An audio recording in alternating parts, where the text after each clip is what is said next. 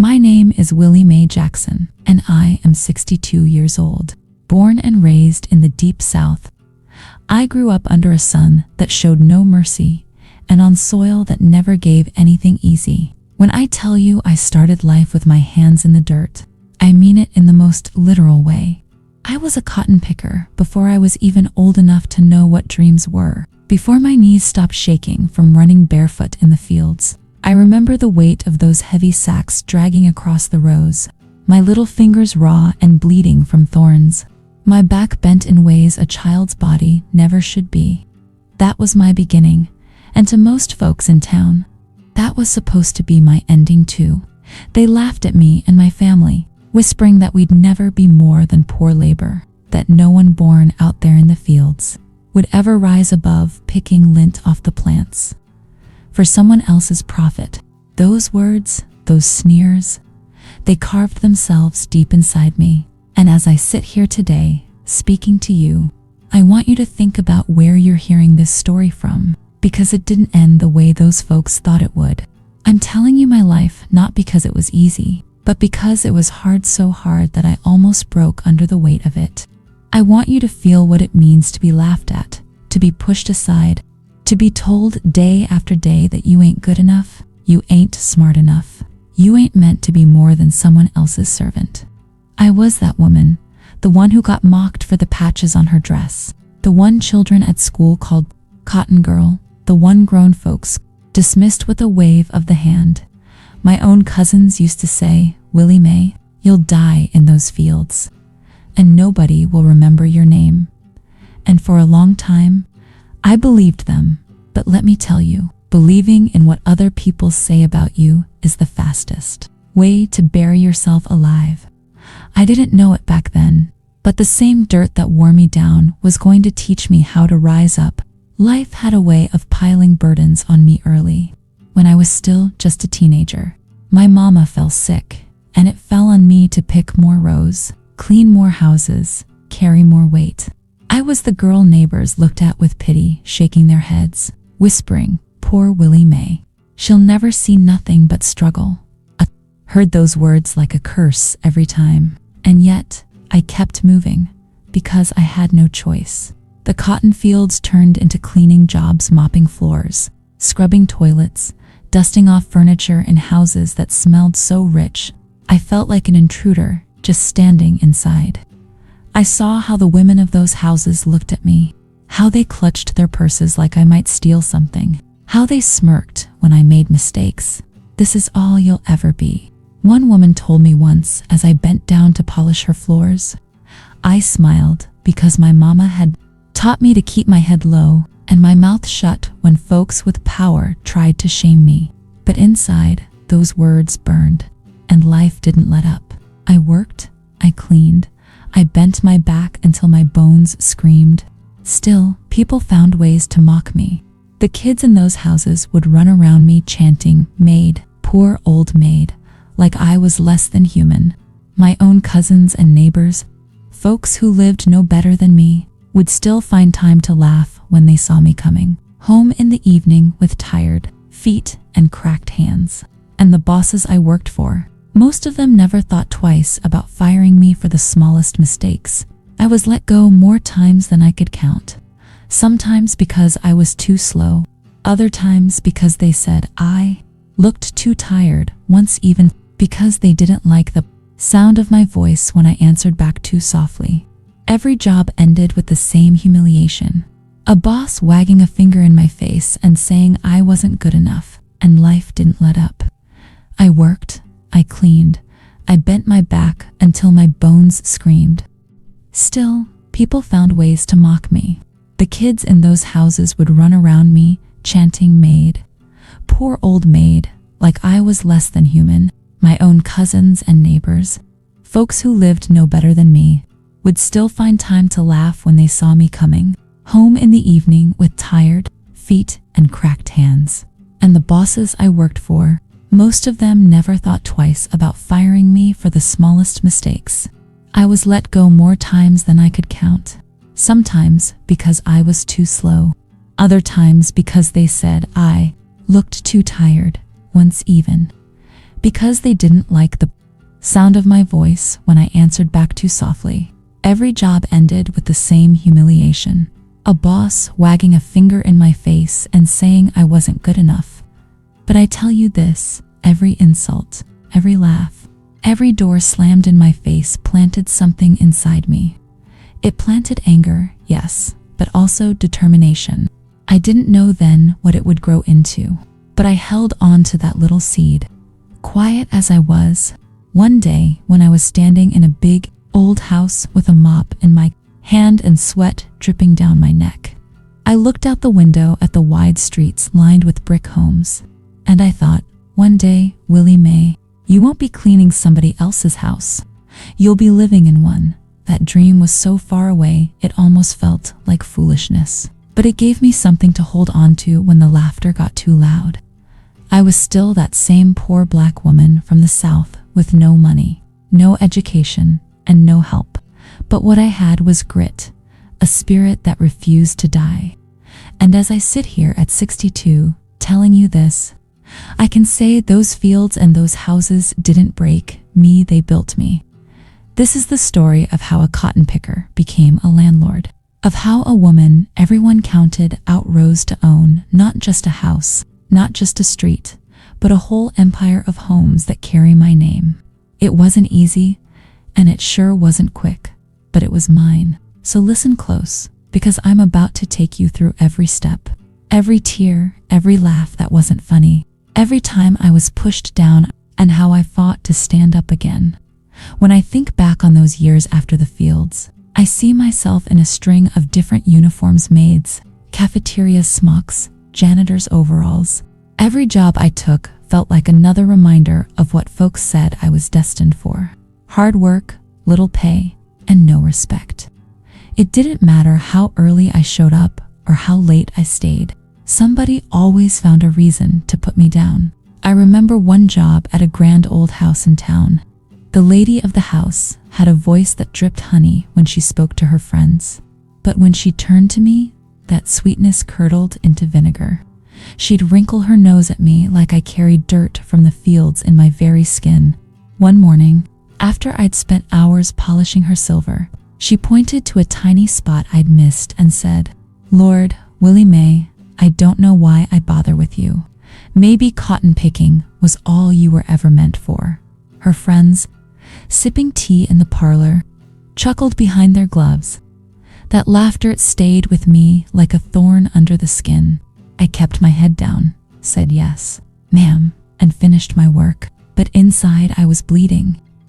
That wasn't the first time I'd been talked to that way, and it wouldn't be the last. Then came the day that would change everything. Though at the time it felt like the worst humiliation of all. I was working at another house, scrubbing floors until my knees went numb. The children in that house treated me like some sort of joke. They'd run past me, knock over the bucket, and shout, "Oops, maid's job." Their mother never corrected them. In fact, she laughed right along. One afternoon, the boy of the house, he couldn't have been more than 10, spilled his orange juice on the carpet and told me, "Clean it up. That's what you're here for. My mama says you ain't nothing." I froze, the rag in my hand dripping, my face hot with shame. Before I could move, his mother walked in, looked me up and down, and said, "You know, Willie Mae, I think you're just too slow for us. I need someone with energy. You can collect your things, just like that." I was fired right there in front of her children, who laughed as I packed up my little bag. Walking home that evening, I thought the world had swallowed me whole. My hands were shaking, not from fear, but from anger. I had given that woman everything, my time, my strength, my loyalty, and in return, she had thrown me out like garbage, with her children watching, learning to laugh at people like me. It wasn't the first time I'd been dismissed, but it was the first time I felt something shift inside me. I'd been told all my life to bow my head, keep quiet, accept what was given. But that day I asked myself, how long, Willie Mae? How long are you going to let folks step on you and tell you you're worth nothing?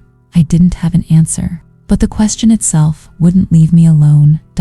Now, Don't think I turned into some miracle overnight. No, ma'am. That night I sat in my little rented room with tears streaming down my face, staring at the ceiling, wondering how I was going to eat the next week. My savings were almost gone. My shoes had holes, and I didn't even have bus fare for the next morning. I was tired in my bones, tired in my spirit, tired of being laughed at. But in that same tiredness, something small started to grow, a stubbornness I hadn't let myself feel before. They could laugh, they could fire me, they could call me every name under the sun. But I still had one thing no one could take: my will to keep going. In the weeks that followed, I took on whatever odd jobs I could find: washing laundry, cooking meals for church folks, babysitting kids whose parents could barely pay me. Every time I stepped into someone's house, I braced myself for the snickers, the sideys, and believe me, they came. Folks would say things like, "There goes Willie Mae again, working herself into the ground. Poor thing, don't know when to quit." I heard people say I'd never have nothing, that I'd die broke and tired, just like my mama. Some even told me to my face, "You're wasting your time dreaming. Folks like us don't get ahead. We just work till we can't no more." But I couldn't shake that question burning inside me. How long? How long was I going to let other people write the story of my life? I was 60 miles from where I was born, standing in the same cycle my family had lived for generations. Cotton to cleaning, cleaning to nothing. And though I had no plan, no money, no education, I had a fire starting in my chest that wouldn't go out. I wanted something different. I wanted more. The breaking point came one afternoon when I went to apply for yet another cleaning job. The man interviewing me looked me up and down and said, "You've been fired too many times. Nobody wants a woman like you in there." "Home," he smiled, like he was proud of crushing me. I walked out of that office, tears blurring my eyes.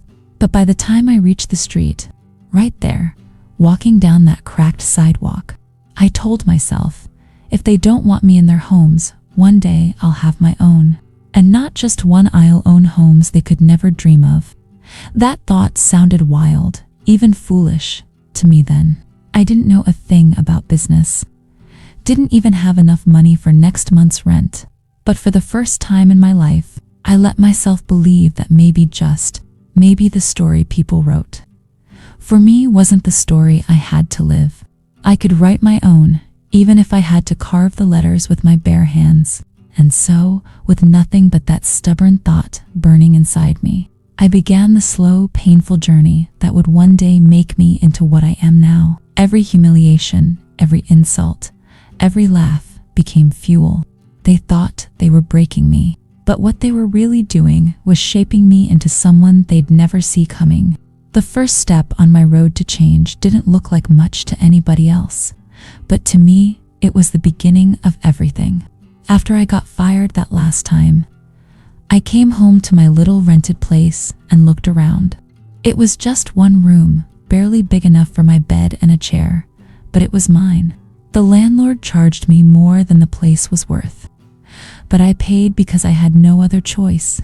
That night, sitting on the edge of my bed, I thought about all the money I'd handed over to landlords in my life.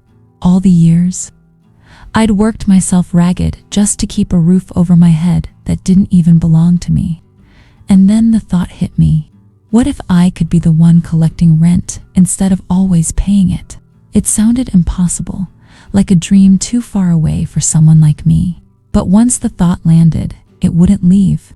Now, you have to understand, I didn't have a single dollar saved up beyond what I needed for food and rent. My shoes had holes in the soles, and my work dresses were worn thin. But I had one thing that mattered more than money: determination. I decided to start small, real small.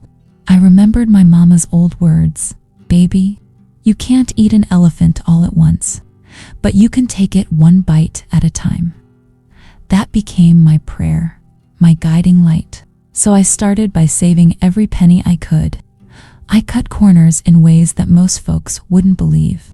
If I made $5 washing clothes, I'd put one aside. If I made a few coins cooking for the church, I'd drop them in a jar under my bed. Some weeks I didn't eat more than beans and cornbread, because every little bit I saved felt like a step closer to something bigger. People laughed when they saw me holding on to old change like it was gold. My cousin Marlene even said, "Willie Mae, you saving nickels for what? A grave plot. Girl, you'll never be more than a maid." I smiled. But inside I was thinking, you just wait and see.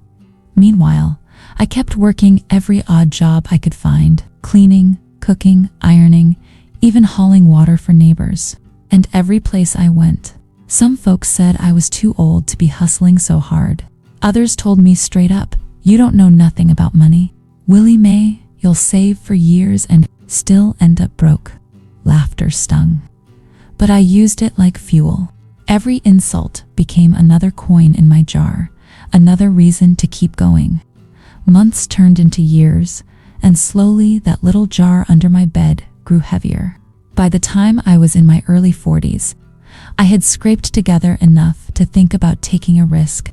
That's when an opportunity came knocking in a way I didn't expect. A neighbor of mine, Miss Louise, was moving out of town and needed someone to take over her lease. The place was old and run down, but it had 2 rooms instead of 1. And here's the part that stuck with me. Miss Louise told me, "Child, if you take this place, you could rent out that second room. Folks always looking for a place to stay." That was it, the chance I'd been waiting for.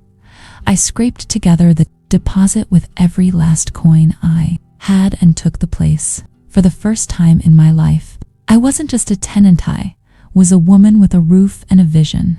I cleaned that second room top to bottom, patched the holes in the walls, and laid out an old quilt on the bed.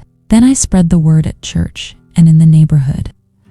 "Willie Mae's got a room to rent." Folks chuckled when they heard, "What business you got being a landlord?" One man laughed, "Girl, you'll be begging for rent money before the month's out." Others said, I was foolish, that nobody would pay to live in a house as shabby as mine. But I held my head high, even though inside I was trembling. Within a week, a young woman named Carla moved in. She was struggling like me, working long hours and just needing a place. She paid me a small rent, not much, but enough to cover part of my own bill. The first time she handed me that money, my hands shook. I couldn't believe that I was actually collecting rent instead of paying it all out.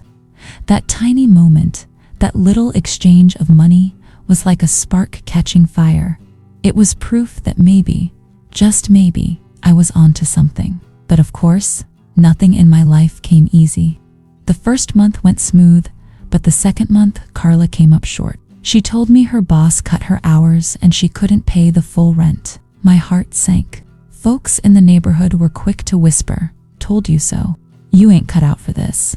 Stick to cleaning floors." Instead of giving up, I sat Carla down and said, "All right, baby, if you can't pay the full rent, you can help me with groceries and cleaning until you catch up." She agreed, and together we made it work. It wasn't perfect, but it showed me something important. Being a landlord wasn't just about money. It was about problem solving, about learning how to manage people, about finding solutions instead of walking away. Little by little, I learned. Each month brought a new challenge: late payments, broken furniture, neighbors complaining, but each challenge taught me something I could carry forward. And the more I learned, I was no longer just a maid, no longer just the poor girl from the fields. I was becoming something new, something folks in my past never imagined. A woman in control of her own roof, her own rules, her own beginning of a business. Looking back now, that first little room was the seed of everything. People laughed, yes. People mocked, yes. But as I held that first rent money in my hand, I whispered to myself, this is just the start. I had no idea then how far that start was going to take me. Starting with one room gave me a taste of what life could be if I kept pushing. But let me tell you, it was anything but smooth. When folks imagine success, they picture money rolling in easy and people respecting you overnight. My reality was the opposite.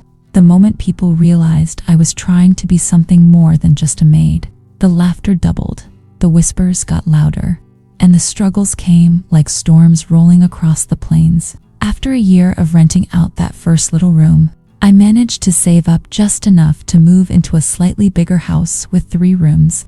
It was old, the roof leaked, and the floors creaked, but I saw potential where others only saw rot.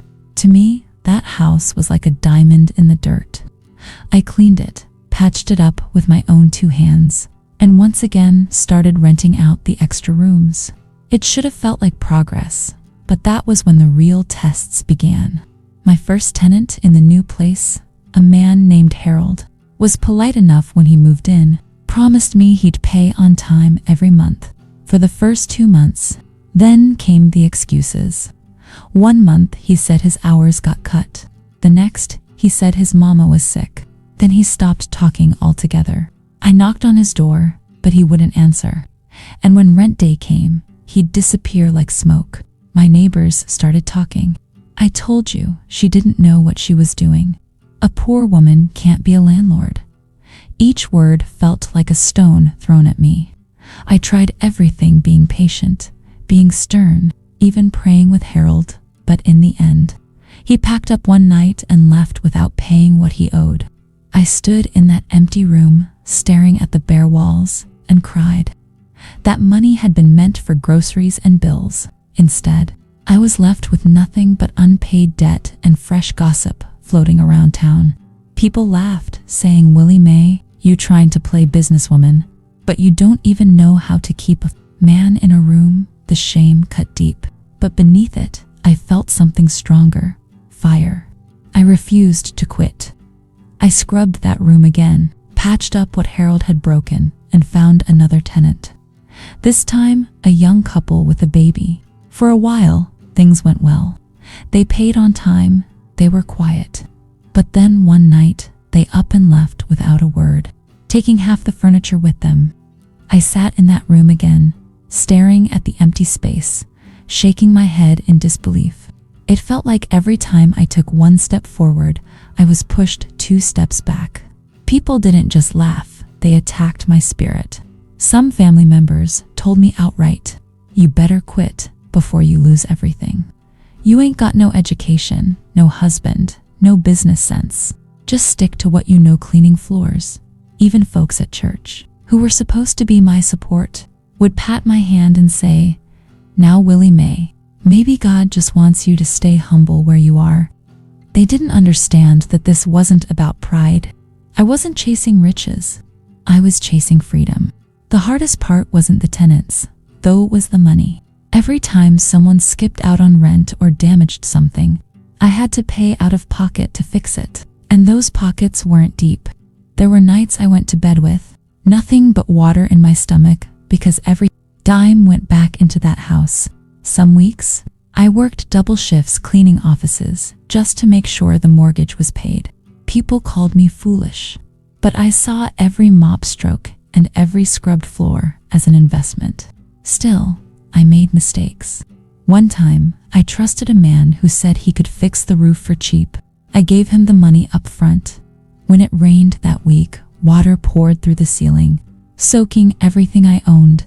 My tenants threatened to leave, and the neighbors shook their heads like they'd known all along. Another time, I got behind on the mortgage because 2 tenants didn't pay, and the bank sent me a notice of foreclosure. I thought it was over right there, that I'd lose the house and everything I'd worked for. I fell to my knees on that cold floor and prayed like I'd never prayed before. Somehow, by God's grace and sheer stubbornness, I pulled through each storm. I picked up extra work, begged for extensions, and hustled harder than ever. I learned from each mistake. I stopped trusting people's words and started demanding contracts. I stopped giving rooms to just anyone who asked and started checking who they were first. Slowly, painfully, I was learning how to be more than just a dreamer. Was learning how to be a businesswoman. And even as the mockery grew, even as folks laughed at me for chasing something bigger, I kept pushing. I started to realize something important. People laughed because they couldn't imagine a poor, black woman like me. My very existence as a landlord threatened their idea of what I was supposed to be. That thought gave me strength. Every laugh became proof I was on the right path. Because if I wasn't making progress, they wouldn't have anything to laugh at. By the end of those first few years, I had been betrayed, robbed, lied to, and mocked more times than I could count. But I was still standing, still renting, still hustling. And though my house was small and my income smaller, I had something nobody could take from me anymore. The belief that I could build something real, something lasting, something that would carry my name long after the laughter faded. There came a day when I realized all the pain, all the losses, and all the laughter I endured had been teaching me lessons I didn't even know I was learning. For years, I thought I was just stumbling around in the dark, trying to keep from falling. But looking back now, I see that every unpaid rent, every broken promise, every insult thrown, my wit was sharpening me, toughening me, molding me into a woman who could handle more than I ever thought possible. And it was around that time, in my late 40s, that life finally handed me a chance to step up in a bigger way. I remember it like yesterday. I was walking down a street not far from my neighborhood when I saw an old, run-down house with a for sale sign slapped on the front.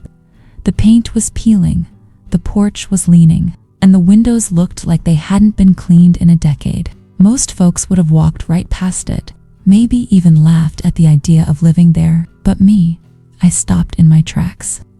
That house didn't look like a mess to Emmett, looked like opportunity. Now, I didn't have much money, but I had something I didn't have before. A little equity in my current place and a whole lot of determination. I scraped together every dollar I had saved, begged the bank for a chance, and prayed with everything in me. The banker looked at me like I was out of my mind. "Willie Mae," he said, "why don't you just be satisfied with what you've got? These houses aren't for people like you." His words stung, but they also lit a fire in my belly. I told him straight, "Sir, with respect, you don't get to tell me what's for me." After weeks of back and forth, paperwork, and sleepless nights, the deal went through.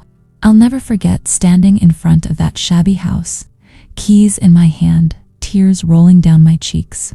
It wasn't pretty, but it was mine. My second property, the very thing people swore I would never have. Of course, owning it was one thing, fixing it was another. I didn't have money to hire contractors, so I rolled up my sleeves and learned as I went. I painted the walls myself, patched holes with my own hands, even figured out how to unclog pipes using nothing but an old wrench and stubbornness. My neighbors laughed when they saw me out there covered in paint, hammering crooked nails. "Look at Willie Mae, playing handyman," they joked. "That house gonna fall apart in a month." But when I rented out the rooms and started collecting enough rent to cover the mortgage and put a little aside, their laughter didn't sting anymore. It sounded like background noise. I started to feel a shift in myself. For the first time in my life, I wasn't just surviving week to week. I was building. It was small, slow, and messy, but it was happening. The rent from that house gave me enough to save a little faster, and with every dollar, I dreamed bigger. Within a few years, I managed to buy another house, then another. Each time, the bank tried to tell me no, tried to make me feel like I didn't belong. Each time, neighbors whispered and relatives rolled their eyes. "You biting off more than you can chew," they'd say. "You gonna drown in debt? Mark my words." But they didn't see what I saw. They didn't see how each house was like a brick in the foundation of a future. I refused to let go of. It wasn't easy. Lord, it was never easy. I dealt with tenants who lied, who skipped out, who tore up the places worse than they found them. I spent nights scrubbing floors until my back screamed, mornings patching roofs in the hot sun, and afternoons chasing down rent. But through it all, I kept climbing. Each problem became another lesson. Each loss became another tool in my toolbox. And little by little, the girl who once picked cotton under the blistering sun was becoming a woman with a small but growing real estate business. And let me tell you, nothing felt sweeter than seeing the looks on people's faces. The same folks who laughed at me, who told me I'd die poor, who called me foolish. They started whispering different words now. Did you hear about Willie Mae? She got 3 houses now. That woman's tougher than we thought. She might just be onto something. Whispers weren't mocking anymore. They were curious, maybe even a little envious. But I didn't let it make me proud or careless. I knew the same folks who praised me today could laugh at me again tomorrow if I slipped. So I stayed humble, stayed focused, stayed grinding. My goal wasn't just to prove people wrong. It was to prove to myself that I could keep going, keep building, keep creating something bigger than the world ever expected of me. By the time I hit my 50s, I had gone from one shabby little room to owning multiple properties. They weren't mansions, they weren't shiny or new, but they were mine. Each one represented sweat, sacrifice, and strength. And though I was still mocked here and there, though I still stumbled and fell plenty of times, I knew one thing for sure. I had crossed a line I could never uncross. I was no longer just Willie Mae the maid. I was Willie Mae the landlord. And I was just getting started. By the time I reached my 50s, the woman staring back at me in the mirror wasn't the same girl who once picked cotton barefoot in the fields. She wasn't the maid scrubbing floors while people tossed insults at her like dirty rags. She was a landlorder, businesswoman with keys jingling on her hip and tenants whose rent helped her stand taller. But success is a tricky thing. The more I built, the more the world seemed determined to test me. If the laughter of my early years was sharp, the envy I began to face was colder, quieter, and in some ways even harder to fight. At first, it showed up in whispers. Folks who never paid me any mind before suddenly had my name in their mouths. Willie may think she's somebody now, they'd mutter. Or, she got them houses but still look like she shopped at the thrift store. Some even said, I must have been doing something crooked to get what I had. Because in their minds, a poor black woman from the fields had no business owning more than one house. Those whispers grew louder when I started fixing up my places. I'd scrape and save to put on a fresh coat of paint, replace broken steps, or plant flowers out front. And instead of seeing progress, people said, look at her showing off. Then came the sabotage. One evening, I drove by one of my houses and saw that the windows had been smashed in. Another time, someone spray-painted ugly words across the side wall. My tenants were scared, some even moved out, and once again I was left cleaning up the mess. I didn't have money to hire security or repair crews, so I rolled up my sleeves and did the work myself. As I scrubbed the hateful paint off those walls, I told myself, but they can't break me. They can write their words on my walls, but they don't get to write my story. Even some of my own family couldn't stomach my progress. Relatives who used to laugh in my face started calling, asking for money. When I said no, they called me stingy. You forgot where you came from, one cousin sneered, as if I hadn't spent decades clawing my way out of the dirt. But I hadn't forgotten, I remembered too well. That's why I couldn't afford to hand out money freely. If I lost focus, if I let guilt drag me down, everything I had built could vanish overnight. The problems with tenants also grew bigger. When I only had 1 or 2 rooms, it was easier to manage. But with more houses came more headaches. Tenants who didn't pay, who broke things and blamed me, who fought with neighbors and called me at all hours. I started keeping a little notebook, writing down every late payment, every repair, every promise made and broken. That notebook became my weapon, my shield. Because when people tried to cheat me, I had proof and I learned to stand my ground. Still, the financial weight was heavy. Every new house meant a new mortgage, new bills, new risks. Some months I lay awake staring at the ceiling, wondering if I had made a mistake. If even 1 or 2 tenants failed to pay, I could be in danger of losing everything. It felt like walking a tightrope with no safety net. But each time I wobbled, I steadied myself with prayer and grit.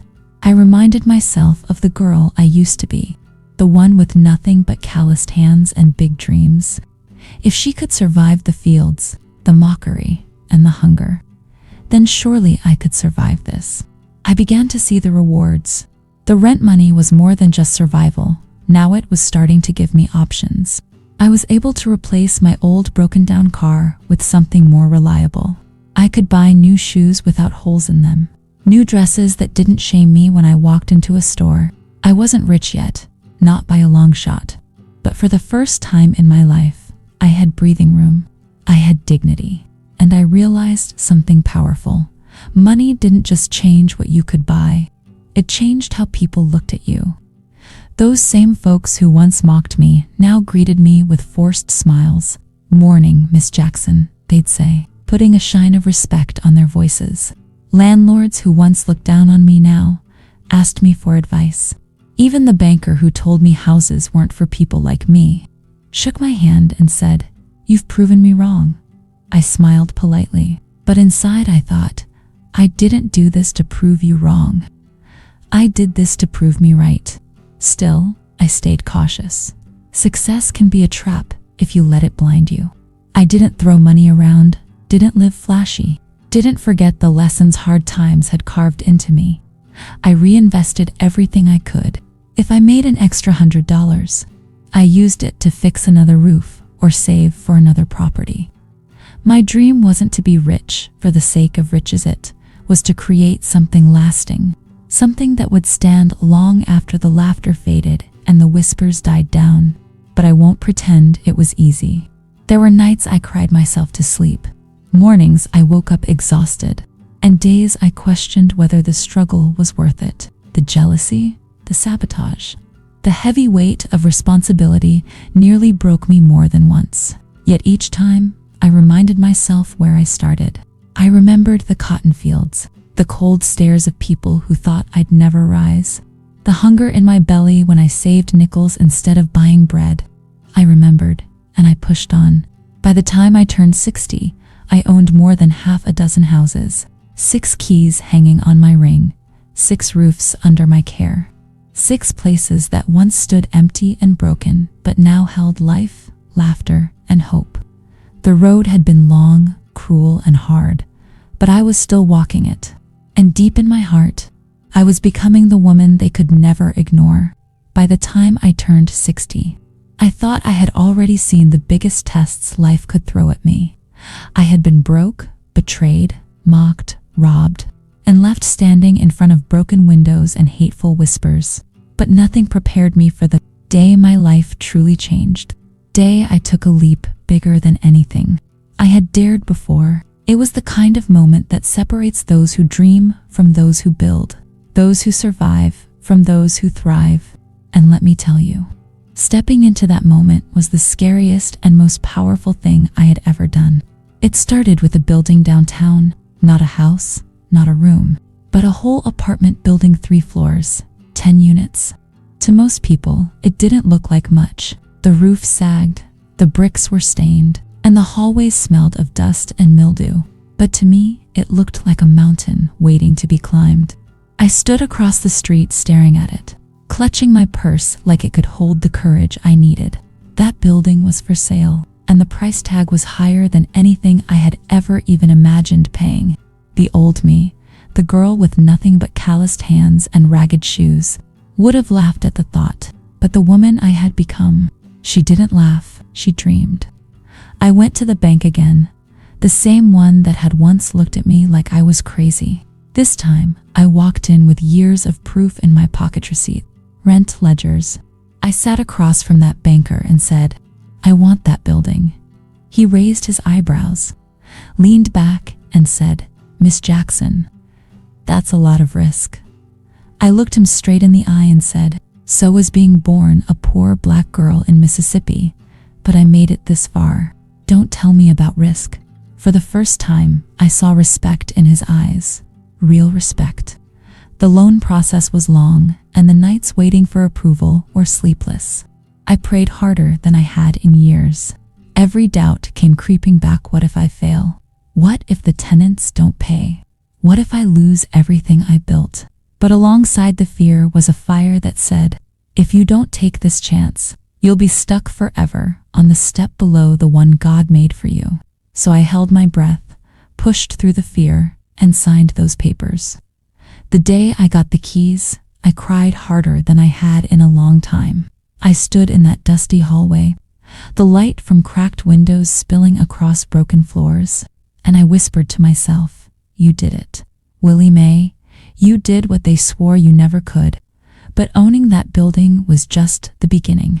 Fixing it nearly broke me. 10 units meant 10 times the problems. The plumbing was shot, the wiring dangerous, the roof barely holding. I didn't have the money to hire fancy contractors, so I hired local handymen, bartered favors, and once again rolled up my own sleeves.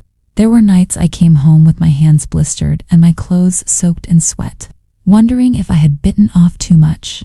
But every time I thought about giving up, I remembered the laughter, the insults, the faces of people who said I'd never be more than a maid. That memory kept me climbing ladders and hammering nails long after my body wanted to quit. And slowly, room by room, that building came back to life. Fresh paint covered the peeling walls. New floors gleamed where old boards had rotted, and light-filled rooms that had been shadows for years. One by one, tenants moved in, young couples, working folks, just needing a place to call home. And every month, when rent came in, I felt a pride so deep it nearly split my chest. For the first time, I wasn't just surviving off nickels and dimes, I was thriving. Word spread quickly. People who once mocked me now drove by just to stare at the building with my name on the deed. Ain't that Willie Mae's place? They'd whisper, disbelief heavy in their voices. Old employers, the very ones who once fired me, laughed at me, told me I'd never be more than a cleaner across the street to shake my hand. Some of them even asked if I had any vacancies for their relatives. Imagine that. The same folks who said I'd die poor now begging for a spot in a place I owned. I won't lie to you. The taste of that moment was sweeter than honey. Not because I wanted revenge, but because it proved what I had always known deep down, that a poor black woman's worth isn't measured by other people's opinions, but by her determination to rise. Of course, even then, the journey wasn't without thorns. The city tried to hit me with unexpected fees. Inspectors came around looking for reasons to fine me, and jealous competitors tried to undercut me. But this time, I wasn't afraid. I had learned too much, fought too hard, and prayed too long. Every problem was just another wall to knock down, and I knocked them down one by one. Before long, that building wasn't just an investment tit. People in the neighborhood started pointing it out to their children, saying, "See that place? A woman who picked cotton built that." And every time I heard it, tears filled my eyes, not out of sorrow, but out of gratitude. Gratitude that I hadn't listened to the laughter, that I hadn't quit when I was broke, that I hadn't let fear chain me down. Owning that building changed everything. The rent it brought in gave me the freedom to expand further, to live without fear of hunger or eviction, to walk with my head held high. But more than that, it gave me something no one could ever take away: proof that I had beaten the odds, proof that I had carved my name into a world that tried to erase me. And so, as I stood on the steps of that building one evening, watching families move in, hearing laughter echo through hallways that had once been silent, I whispered again to myself, this is only the beginning. When that first building was finally running smoothly, I thought maybe I could rest a little, enjoy the fruits of my labor. But something inside me wouldn't let me stop. It wasn't greed, no. It was a kind of restless fire, the same one that had carried me from cotton fields to ownership.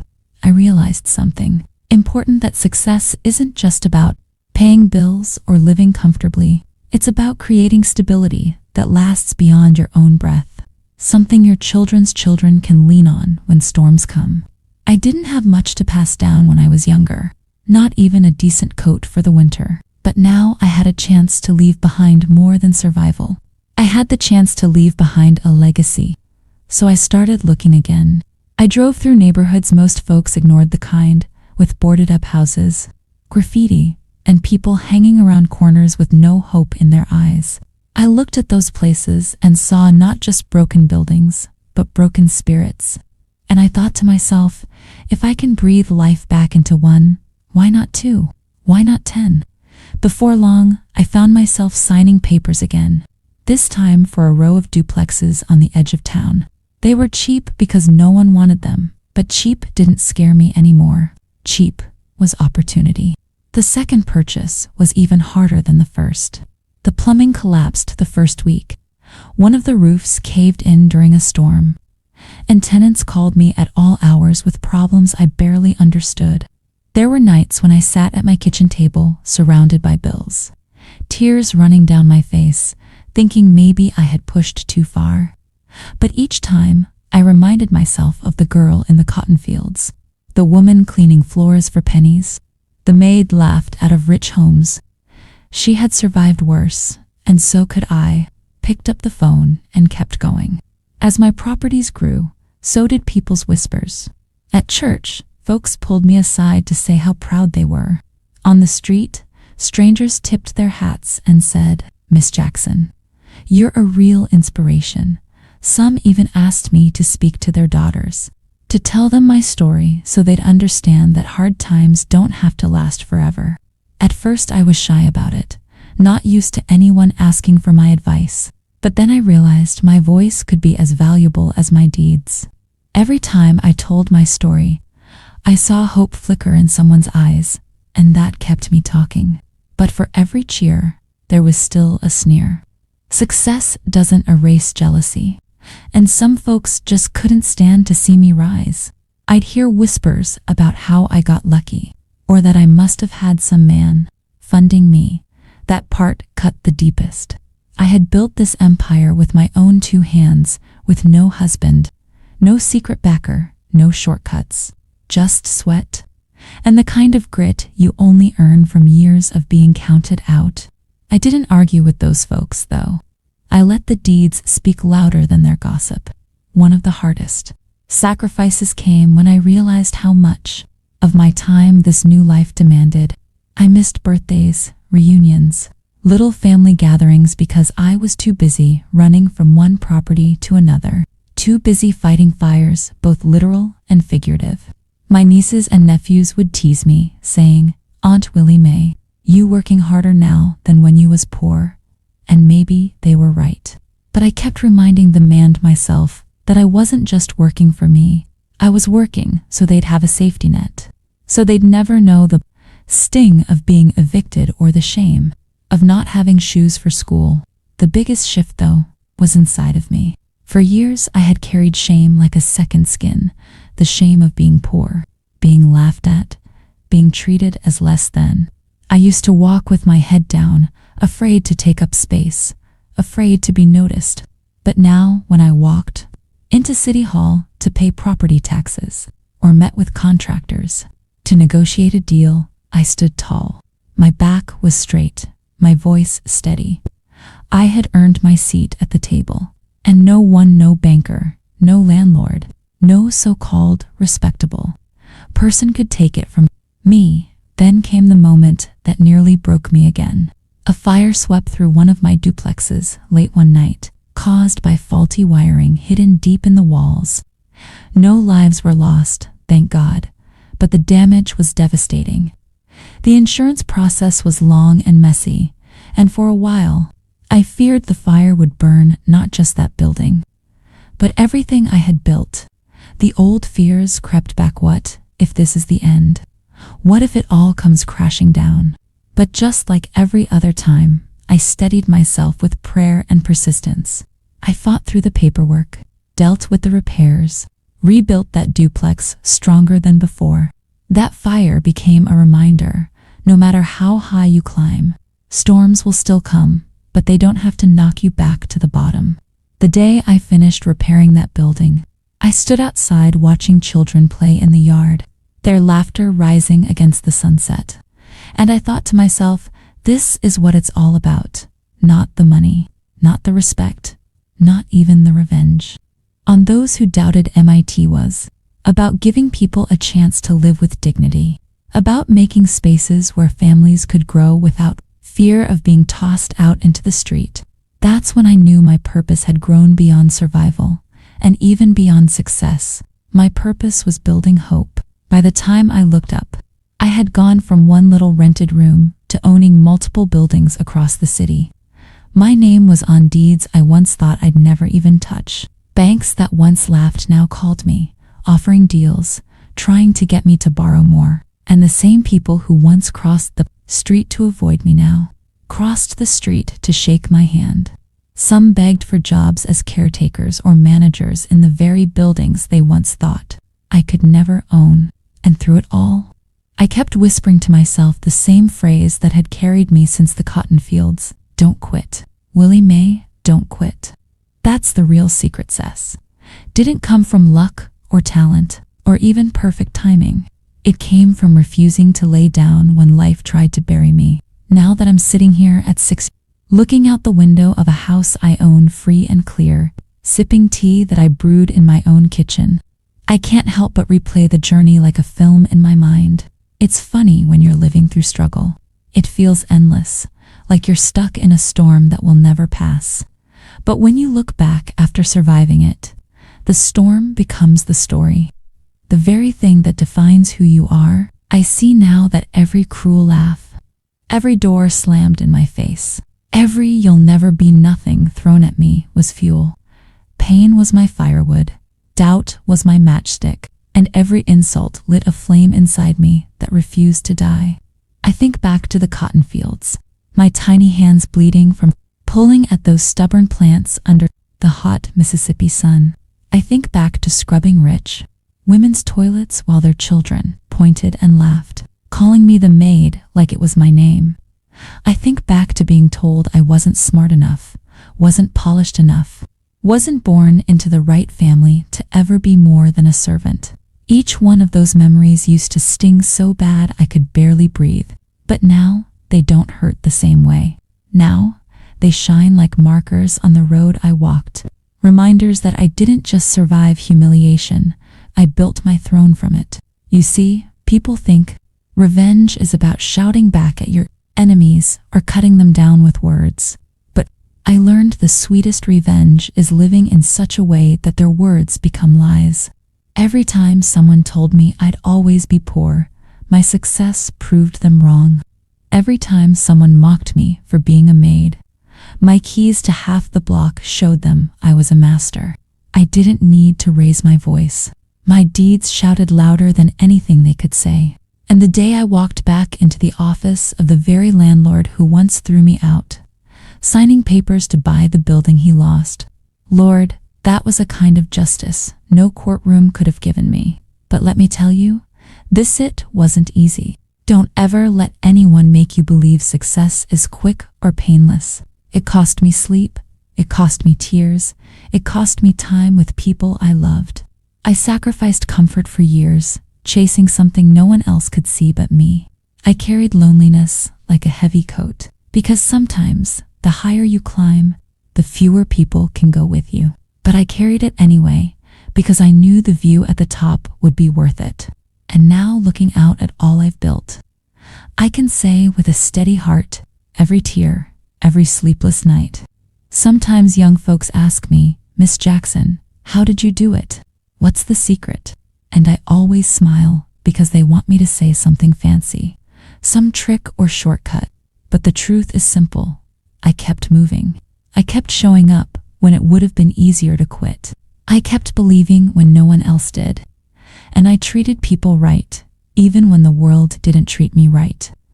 Because hard work without faith or kindness only builds walls, not legacies. And I wasn't trying to build walls, I was trying to build doors for others to walk through. I think about the next generation, my nieces, nephews, godchildren, the young girls in the neighborhood who see me driving a car I own, walking into banks with my head held high. I want them to know they don't have to accept the labels the world puts on them. Poor, uneducated, hopeless. Those words are chains, and chains can be broken if you keep swinging at them long enough. I want them to remember that starting small is no shame. Renting out one room may look like nothing to outsiders, but if it's the seed God placed in your hand, nurture it, and one day it'll grow into a forest. And Lord, I wish my mama and daddy could see me now. They didn't live long enough to see the fruit of their daughter's labor. They died believing that maybe all their children would forever bend their backs in the fields. But I like to think they're watching from above, smiling every time I sign a new deed. Every time I turn a broken-down shack into a home for a family. I hope they know their sacrifices weren't wasted. They planted strength in me, and I carried it forward. Even the laughter of my enemies doesn't sting anymore. In fact, I'm grateful for it. Without their cruelty, I might not have fought so hard. Without their disbelief, I might not have believed in myself so fiercely. They thought they were breaking me, but really, they were shaping me into the woman I was meant to be. Isn't that something? How life can take pain and twist it into purpose. Now I live with a peace I never imagined. I don't worry about bills piling up on the kitchen table. I don't dread eviction notices or hunger. I walk with dignity, knowing I've not only lifted myself, but I've lifted others with me. Families live in my buildings who would have had no place to go. Children sleep safely at night because of the homes I provided. That is a richness no bank account can measure. And so when I look in the mirror now, at the wrinkles carved into my face, at the gray strands in my hair, I don't see age as something to mourn. I see proof. Proof that I endured, that I outlasted the storm, that I built something lasting when the world said I'd crumble. My scars are my trophies. My past is my teacher. My life is my testimony. So here I am, Willie Mae Jackson, 62 years old, sitting in the very house that once felt like an impossible dream, speaking these words to you with a heart full of truth. My journey has been long, heavy, and sometimes near unbearable. But every twist and turn has led me here to a life I once thought only belonged to other people. I look at these walls, the photos of family, the stack of deeds in my drawer, and I realize something I wish I could tell that little cotton-picking girl I once was. Baby, don't let them fool you. Don't let their laughter write your future. You are more than their words, more than their judgment. You are destined for greater.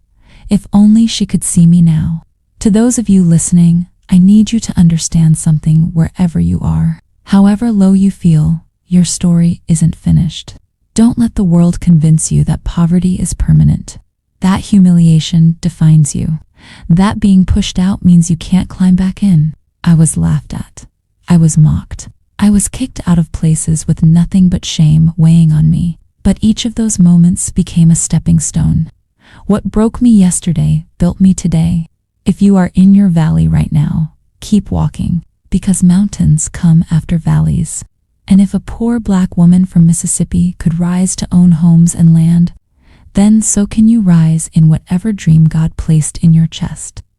I won't lie, there will be nights you cry alone, days when the burden feels too heavy, times when everyone turns their back on you. But listen close. Loneliness is not the end. It is the silence before your song begins. Struggle is not the end. It is the soil where your roots grow deeper. And mockery is not the end. It is the push that forces you to climb higher. Remember my story when you feel like giving up. Remember that a woman they once called nothing became something they could never ignore. I tell this not to boast, but to remind you, life is not about where you start. It's about how much faith you carry through the storms. I carried faith in one pocket and grit in the other. And with that, I moved mountains. And you can too.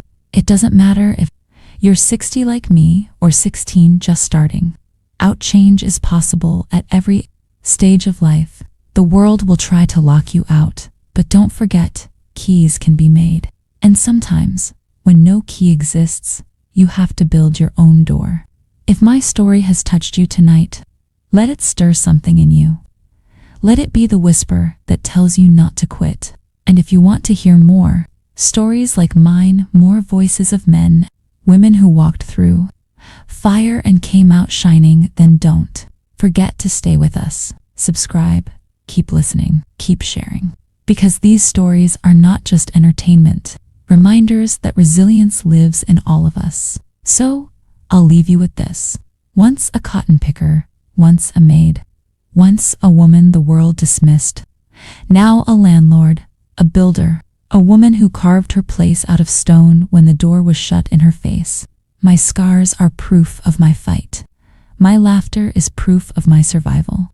And my story is proof that God's timing is always right. And if you're hearing this, maybe it's because your story is just beginning. Don't quit. Keep walking. And remember, you never know where the next step might take you.